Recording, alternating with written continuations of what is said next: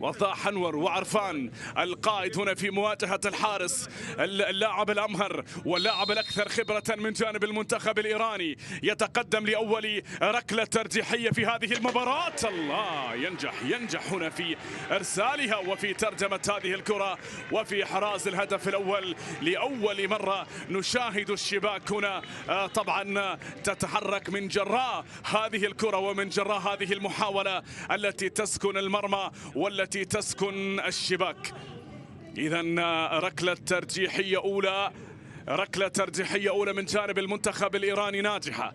الآن الدور على اليمن والدور على أنور الطريقي، أمهر لاعب وأفضل لاعب في عناصر المنتخب اليمني، بل من أفضل اللاعبين، لكي لا تكون الأفضلية حصرا وحكرا لهذا اللاعب أنور الطريقي. فجيل اليمن كله يفخر به ويفاخر، لكن يا أنور يا الطريقي يتقدم الآن لمصلحة المنتخب اليمني. الله الله الله الله الله يا أنور يا الطريقي على الهدوء، على الروعة، على الحرفنة هنا في مسألة إرسال هذه الكرة وفي مسألة طبعا إحراز الهدف الأول لمصلحة المنتخب اليمني. ركلة ترجيحية ناجحة من جانب أنور الطريقي، وضع الكرة كما ينبغي. يا سلام يا سلام يا أنور يا الطريقي، يا سلام يا أنور يا الطريقي على كرة وعلى محاولة هنا وعلى ركلة ترجيحية تسكن المرمى. هنا ركلة ترجيحية من جانب المنتخب الإيراني.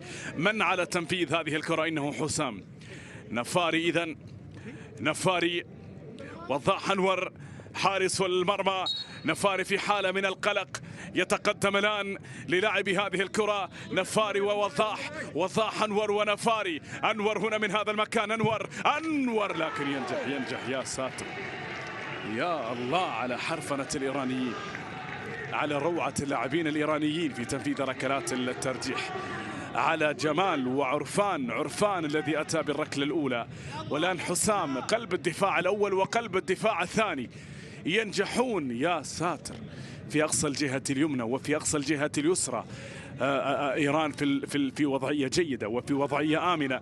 الآن كل الضغط على هذا اللاعب، كل الضغط على هيثم السلامي معك، ومن خلالك وبأقدامك ستمضي اليمن يا هيثم يا السلامي.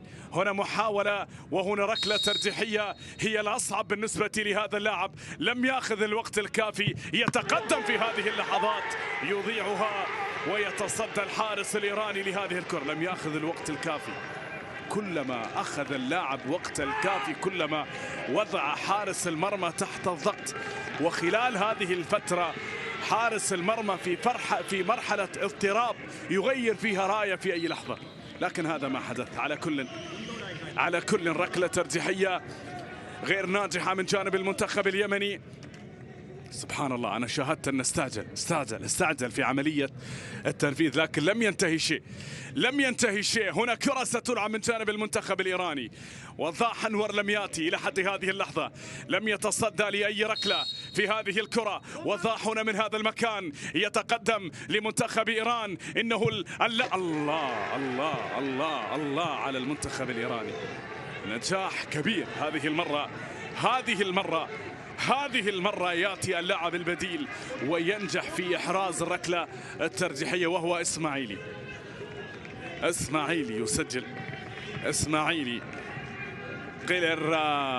قلزادة يسجل هنا بطريقة رائعة على يسار حارس المرمى.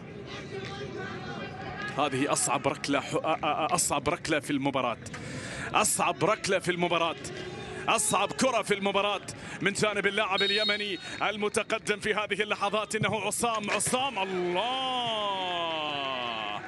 أجمل ركلة ترجيحية في هذه المباراة، أجمل ركلة ترجيحية في هذه المباراة يا عصام يا ردمان، في سقف المرمى، في الشباك الكرة الملعوبة.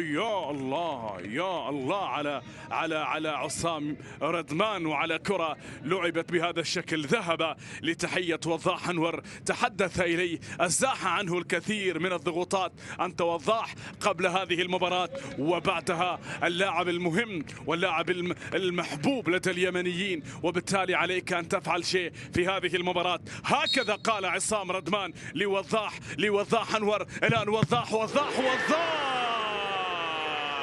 الله يا وضاح، الله يا وضاح، يتصدى لركلة ترجيحية، يعيد المباراة مرة أخرى. إذا يضيع ركلة جزاء المنتخب الإيراني، يهدر هنا ركلة جزاء عن طريق اللاعب المتقدم، عن طريق اللاعب صادقي، وبالتالي هنا وضاح أنور يتصدى لركلة الجزاء، يتصدى لركلة الجزاء. الآن النتيجة 3-2 على اليمن أن تسجل.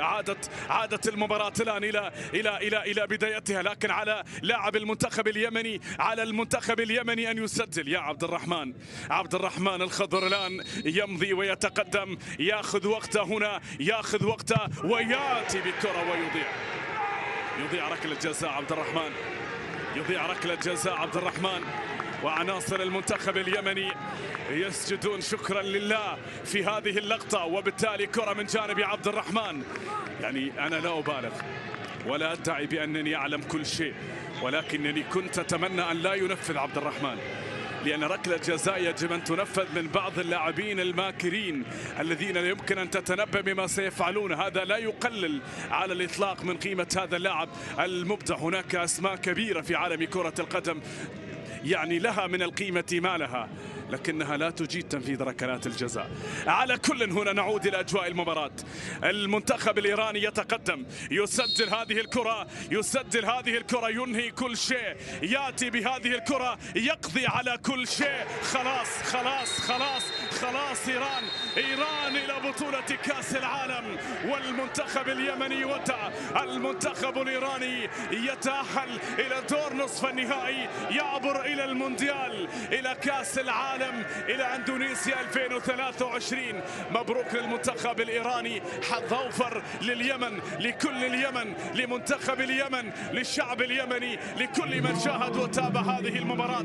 حظ أوفر في قادم المواعيد بحوله تعالى. كانت مشاركة في غاية الروعة وللتاريخ من جانب المنتخب اليمني، فعل فيها كل شيء واقترب من صناعة حلم للمنتخب اليمني، يعيد من خلال ذلك الحلم الذي كان في فنلندا.